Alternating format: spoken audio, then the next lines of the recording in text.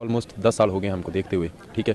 तो बजट को अब जब देखते हैं तो 1% की भी उम्मीद नहीं रखते हम। I tell you why, because 10 साल को देखा है हमने, 1 साल नहीं देखा, 2 साल नहीं देखा, 3 साल नहीं देखा, 4 साल नहीं देखा, 5 साल नहीं देखा हमने सरकार को, ठीक है। तो 10 साल में जो हमने देखा है कि हमारा ये नहीं है कि देश में पैसा नहीं है, देश में पैसा है, लेकिन मैटर करता है कि देश में पैसा किसके पास है, ठीक है। आम जनता के पास कितना पैसे का कैश फ्लो आता है, या कह सकते हो कितना पैसा जाता है।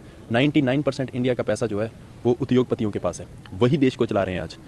अगर मैं सोचता हूँ 11.68 लाख करोड़ रुपीज़ अगर उद्योगपतियों का माफ़ हो सकता है तो 2 लाख करोड़ रुपया किसानों का क्यों नहीं हो सकता। और बातें करते हैं कि किसानों की आयु दुगनी करेंगे जी, 2022 तक बोला था ना, क्या हुई? दुगनी हुई? नहीं हुई, ठीक है। तो मुझे नहीं पता टीवी दिखाएगा या नहीं दिखाएगा, बट ये असलियत है। इकॉनमी मनमोहन सिंह के जब टाइम था 8.1% ग्रोथ पर चलती थी, राइट। अब इकोनॉमिकल ग्रोथ कितना है? 5.4%। और हम चलो जो 2022 तक जो दिखाए थे दावे वो तो भूल जाओ, वो तो उन्होंने बोल ही दिया कि जुमला था सभी, वो ठीक है, दैट्स इट। अब क्या दिखा रहे हैं? 2030 का सपना दिखा रहे हैं ना, कि हमारी इकोनॉमी है जो 10 ट्रिलियन इकोनॉमी बनेगा इंडिया। 10 ट्रिलियन दिखा रहे हैं ना कि 10 ट्रिलियन इकोनॉमी इंडिया बनेगा। राइट नाउ जो इंडिया का करंट फेस चल रहा है, एवरेज जो इकोनॉमी है 5.4% से ग्रो कर रहा है।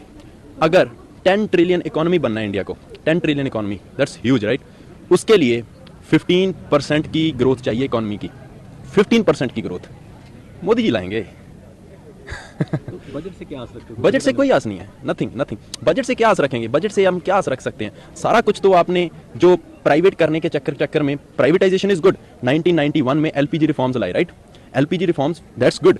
प्राइवेटाइजेशन तब तक गुड है जब प्राइवेट कंपटीशन हो। जब आप प्राइवेट कंपटीशन खत्म कर दोगे तो प्राइवेटाइजेशन जो है that will gonna lead to extreme capitalism, and extreme capitalism is always dangerous for the country where we stay.